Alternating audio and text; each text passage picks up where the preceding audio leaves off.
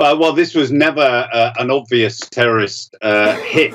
It's not been done very well if it was a terrorist attack, and of course that remains to be seen. But the police themselves, first of all, have to make sure that there's no other people involved in this little group, that this wasn't actually part of a bigger conspiracy to attack the Houses of Parliament. You know, maybe it was an attack that went wrong. I mean, we're not privy to that information at the moment.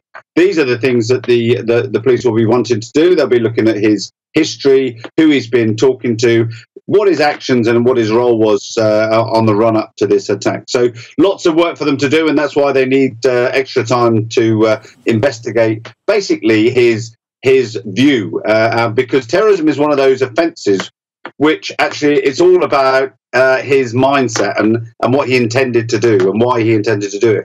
And let's look at the security around Westminster. We saw that bollard come up, it stopped the car. Is this a success story?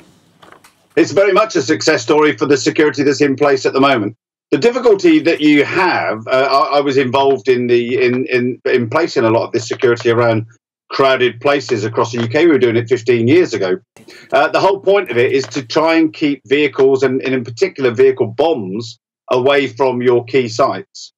So, I mean, I was one of the first people to suggest that actually Parliament Square, ideally, if there were no vehicles there, then the threat of terrorism and particularly vehicle bombs and vehicle attacks then diminishes to such an extent that you can almost take away the barriers that we saw protecting it this week.